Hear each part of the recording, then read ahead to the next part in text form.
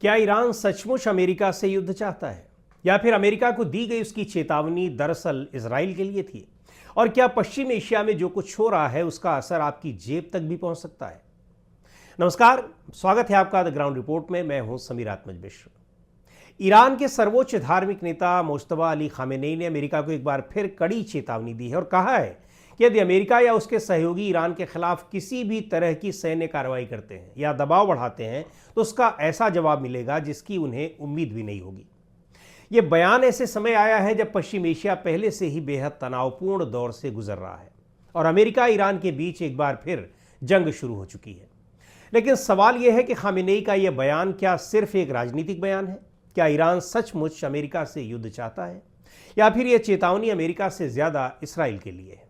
और सबसे बड़ा सवाल ये कि क्या दुनिया एक और बड़े युद्ध की ओर बढ़ रही है या यह सिर्फ शक्ति प्रदर्शन की राजनीति है? आज के इस वीडियो में हम यही समझने की कोशिश करेंगे कि इस पूरे घटनाक्रम के पीछे की राजनीति क्या है, अमेरिका और इसराइल की भूमिका क्या है और आखिर इसका असर भारत तक क्यों पहुंच सकता है।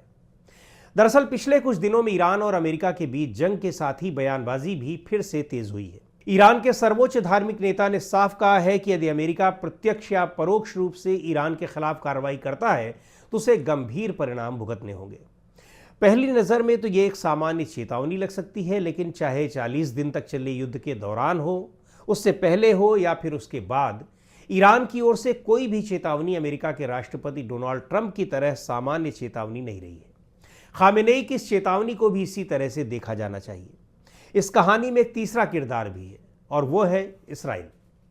सच पूछा जाए तो असली कहानी ही इसराइल से शुरू होती है।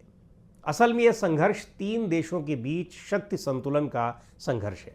1979 की इस्लामी क्रांति के बाद ईरान ने अमेरिका के साथ साथ इसराइल को भी अपना सबसे बड़ा रणनीतिक विरोधी घोषित कर दिया। यहीं से पूरे पश्चिम एशिया की राजनीति बदल गई।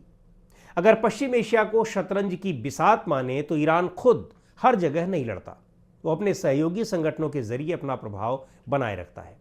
लेबनान में हिजबुल्ला, गजा में हमास, यमन में हूती। यही वजह है कि इसराइल को लगता है कि उसकी लड़ाई सिर्फ ईरान से नहीं बल्कि पूरे नेटवर्क से है। दूसरी तरफ इसराइल इन्हें अपनी राष्ट्रीय सुरक्षा के लिए सबसे बड़ा खतरा मानता है। यानी जब ईरान अमेरिका को चेतावनी देता है तो उसका संदेश सिर्फ वॉशिंगटन तक नहीं, तेल अवीव भी सुन रहा होता है। अमेरिका की सबसे बड़ी दुविधा यह है कि वो हर बार बीच में आ जाता है। और क्यों आ जाता है? इसका जवाब है इसराइल। इसराइल अमेरिका का सबसे करीबी रणनीतिक साझेदार है। सैन्य सहयोग, खुफिया साझेदारी और कूटनीतिक समर्थन तीनों दशकों पुराने हैं। लेकिन अमेरिका की सबसे बड़ी चुनौती यह है कि इसराइल का साथ भी वो नहीं छोड़ सकता और एक बड़े क्षेत्रीय युद्ध में नहीं फंसना चाहता, क्योंकि यदि यह संघर्ष फैलता है तो उसका असर केवल पश्चिम एशिया तक सीमित नहीं रहेगा। फारस की खाड़ी, होर्मुज स्ट्रेट, तेल की सप्लाई और पूरी वैश्विक अर्थव्यवस्था प्रभावित होगी। यही वजह है कि अमेरिका अक्सर दो समानांतर रणनीतियों पर चलता है। एक तरफ इजराइल का समर्थन और दूसरी तरफ तनाव को पूर्ण युद्ध में बदलने से रोकने की कोशिश। अब यहां एक सवाल और उठता है कि फिर ईरान चाहता क्या है? तो सीधी सी बात यह है कि ईरान सीधे अमेरिका से युद्ध नहीं चाहता, लेकिन वो ये भी नहीं चाहता कि उसके विरोधी उसे कमजोर समझे। इसलिए उसकी रणनीति सैन्य शक्ति का प्रदर्शन करने, कड़े बयान देने और अपने क्षेत्रीय सहयोगियों के जरिए दबाव बनाए रखने की है। यानी ये चेतावनी केवल सैन्य संदेश नहीं है बल्कि ये राजनीतिक संदेश भी है, घरेलू जनता के लिए भी, अपने समर्थकों के लिए भी और अमेरिका तथा इजराइल दोनों के लिए भी। अब सवाल यह है कि पश्चिम एशिया के राजनीतिक डेवलपमेंट से भारत को क्या फर्क पड़ता है? तो जवाब है, फर्क बहुत पड़ता है।